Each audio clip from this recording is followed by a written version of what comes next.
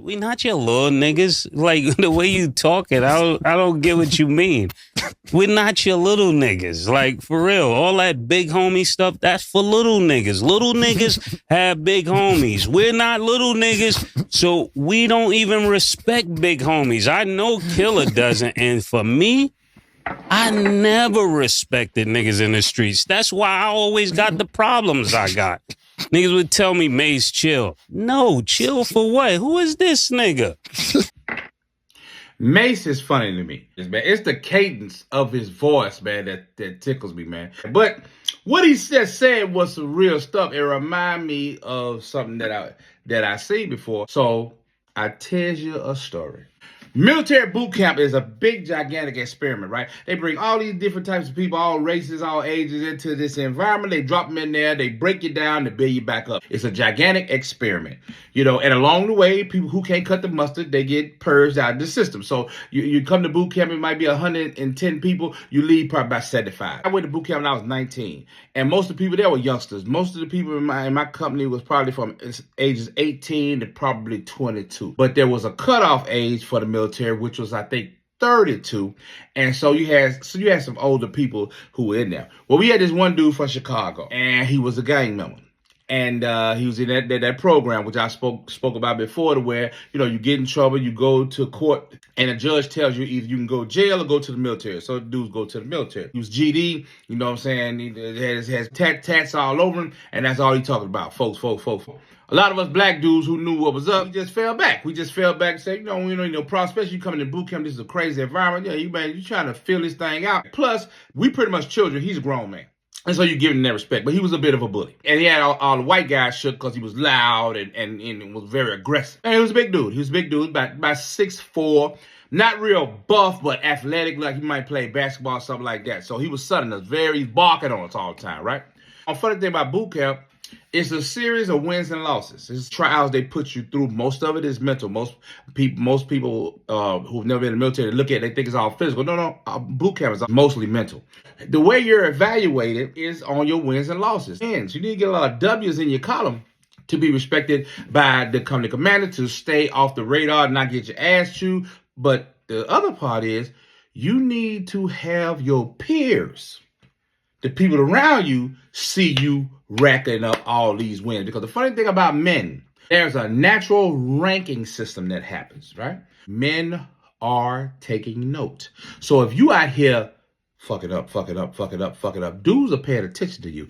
And that makes your stock plummet. Your respect stock plummet amongst men. You can't be no fuck up in a room full of dudes. You can't be, because they're going to notice it and they're going to treat you as such. Well, guess what? The gang member, the bully, the aggressive person, and the alpha male was also low-key or can't get right. A lot of stuff that was assigned to him, he couldn't do it, or he half-assed it. And the young wolves is taking note.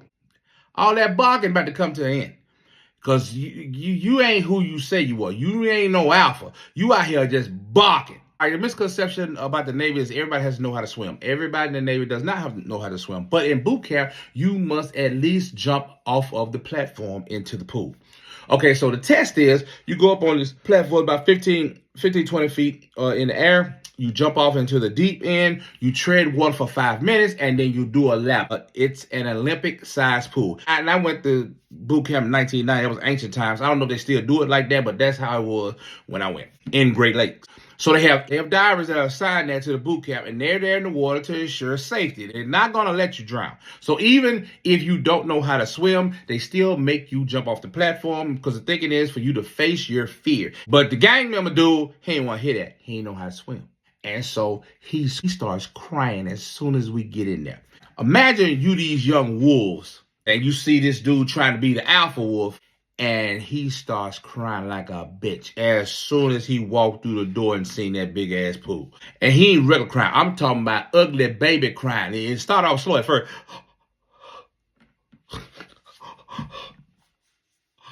Sir, we gotta get in there.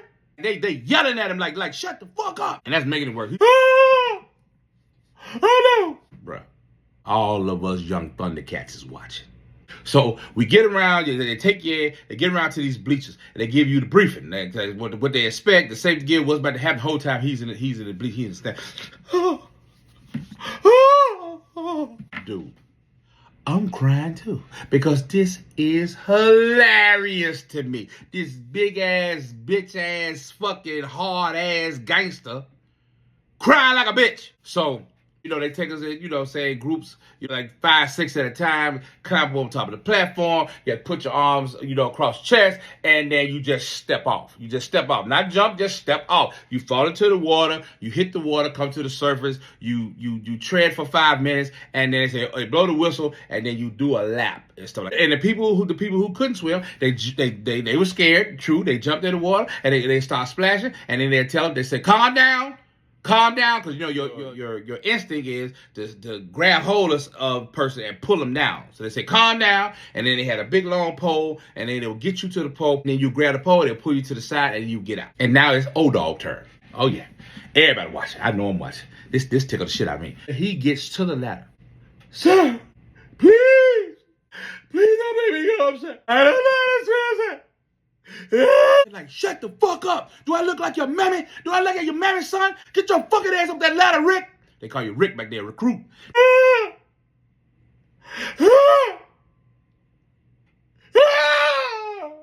We over there, you know what I'm saying? We can't say it loud because we don't want the other company commander to hear. We like, look at that bitch ass nigga. Look at. He get to the top like, clutch your fucking arms, recruit. Move your fucking ass to the edge. He's crying. They're getting right in his ear. I don't fucking care, recruit. Move. And then he gets to the edge of the thing. He just said, sir, please, I can't do this. Bruh. This is before the movie 300 came out. When I tell you one of them divers got so damn mad at him, they fucking, this is Sparta his ass off that fucking thing. It was beautiful. Imagine you just sit there, and then you get thrust kicked in the ass. Yeah. He hit the water. He started splashing. Help me! And the mother would tell, calm down, Rick.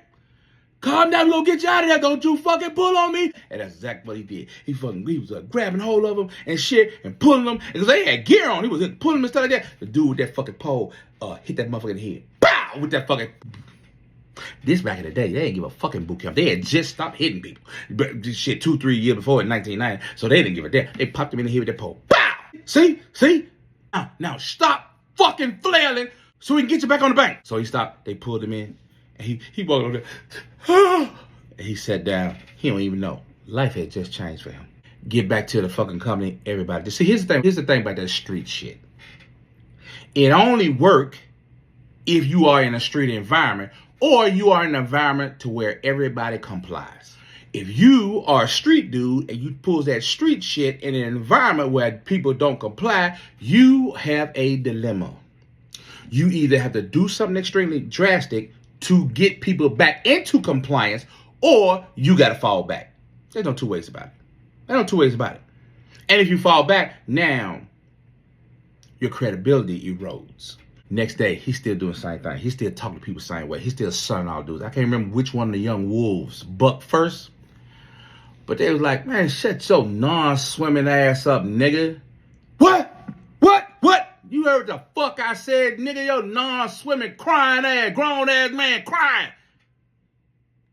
He jumped up, by 3 other wolves, young wolves jumped up. Then 4 other wolves jumped up. 2 more wolves jumped up. Next thing you know, he's surrounded by 12 youngsters. And it's 6 in the wings, just waiting for it to pop off. We got tired. And we seen the kink in your armor. Your slip is showing. You ain't what you say you are. Now it's showing prove time, because you ain't gonna whoop everybody. You're not gonna whoop everybody. You might get 1 or 2 of us because you're a big dude, but you going to hospital today, bro. You going to medical today and not on your own free will. Now you got to make a decision. And guess what? He had to fall back.